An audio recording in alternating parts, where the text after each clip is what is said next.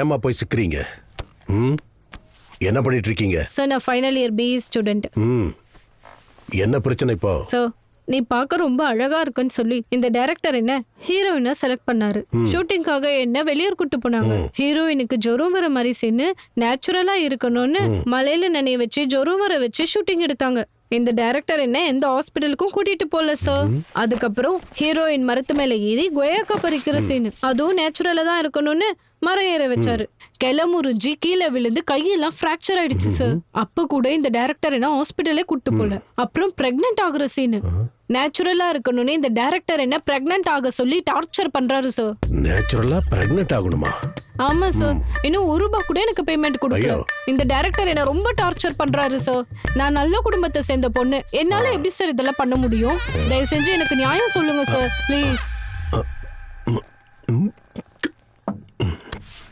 இவங்க 2 பேர்ல யாரு டைரக்டர்? இவர்தான் சார். நீங்க வாங்க.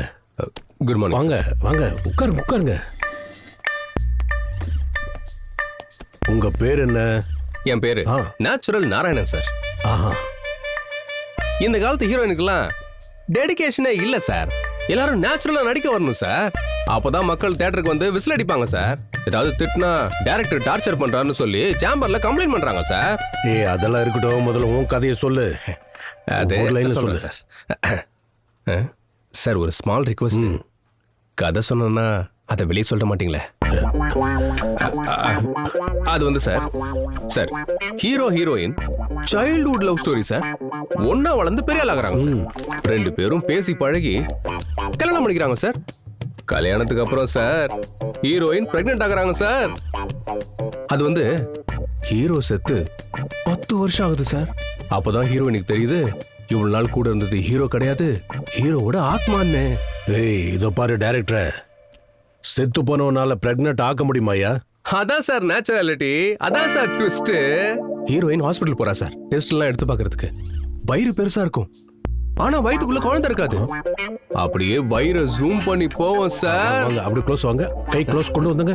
இன்னும் வரவா சார்? தாடியை பிச்சராதீங்க சார், நேச்சுரல் கெட்டப் சார் இது. தானே நேச்சுரல்னு காட்டு. இடியட், பல்ல உடைச்சிருவேன்.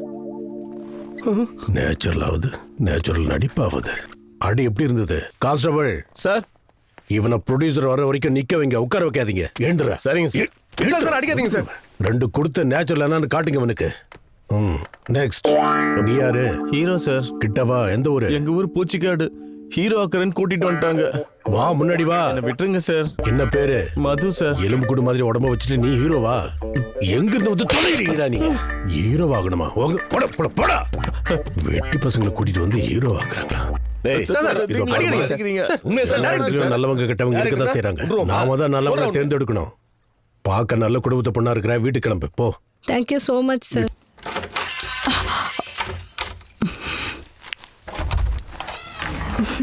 வணக்கம்மா. Good morning. வாங்க. நீங்க இருந்தா அலாரமே தேவையில்லக்கா. கரெக்டா 6 மணிக்கு வந்து பெல் அடிச்சிடுறீங்க. நாங்க அப்படிதாம்மா, டைம் எல்லாம் கரெக்டா ஃபாலோ பண்ணுவோம். 9 மணிக்கு சாப்பாடு, 10 மணிக்கு சின்ன விளையாட்டு. உங்களுக்கு எப்பவும் விளையாட்டு தான். அப்புறம் தூங்கிடுவோம். காலையில 5 மணிக்கு எந்திரிச்சிருவேன். ஐயோ அம்மா, நான் உங்களை ஏதாவது டிஸ்டர்ப் பண்ணிட்டேனுங்களா? உங்களுக்கு எப்ப பாரு இதே விளையாட்டா போச்சு. ஏமா,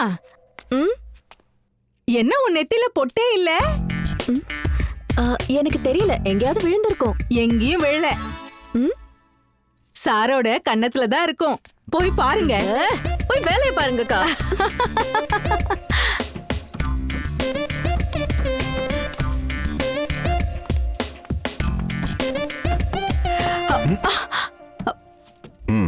ஏன் சார், நீங்க எப்ப கன்னத்துல பொட்டு வைக்க ஆரம்பிச்சீங்க? என்ன? உங்க கன்னத்துல பொட்டு ஒட்டி இருக்கு பாருங்க. நாட்டி ஆண்டியா இருக்க.